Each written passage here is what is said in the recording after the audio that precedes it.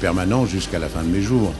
Alors c'est jamais dans les mêmes activités parce que je suis un horrible gourmand et j'aime trop de choses et j'aime toucher à tout parce que j'aime tout. Des durées un peu excessives. Alors il faut essayer à la fois de respecter un grand principe qui est le principe de l'égalité devant l'impôt et s'efforcer dans la mesure du possible de faire du sur-mesure pour que chacun ait pour son. Ça fait 20 ans que nous sommes partenaires du salon, nous en sommes très fiers effectivement, et depuis quelques mois nous avons lancé I'm delighted un site. that I could come and meet the young entrepreneurs here. Les entrepreneurs et les petites entreprises sont vraiment une priorité pour Facebook et c'est vraiment un plaisir d'être ici pour présenter les opportunités qui s'offrent aux entrepreneurs sur notre plateforme.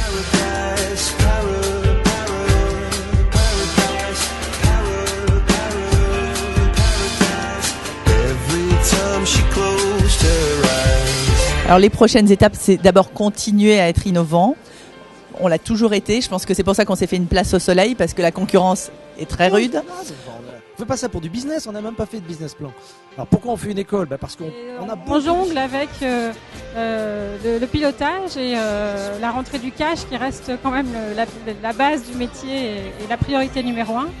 Et puis l'accompagnement de l'entreprise et de la stratégie. On l'a bâti par le travail, donc il faut être très courageux, mais franchement ça vaut le coup, c'est l'aventure d'une vie. Mettez la ceinture de sécurité, allez-y si vous avez vraiment envie d'y aller, mais en revanche si vous y allez, vous avez une bonne chance de vous faire plaisir. En 2009, 320 000 auto-entrepreneurs, c'est vraiment un succès, à la fois sur le plan de la création d'entreprise et puis sur le plan aussi du chiffre d'affaires, parce qu'on a à peu près 1 milliard d'euros de chiffre d'affaires qui a été réalisé seulement par les auto-entrepreneurs.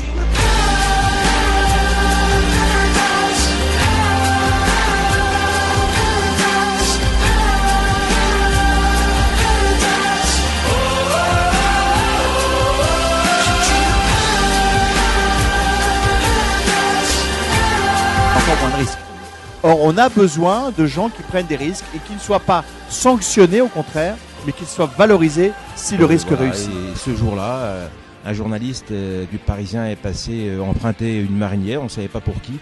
Et le lendemain, on a découvert cette marinière sur les épaules du ministre. Et voilà, ça fait le buzz et c'est plutôt sympa. Le principal élément de succès d'un site, c'est la volonté de construire quelque chose pour le long terme.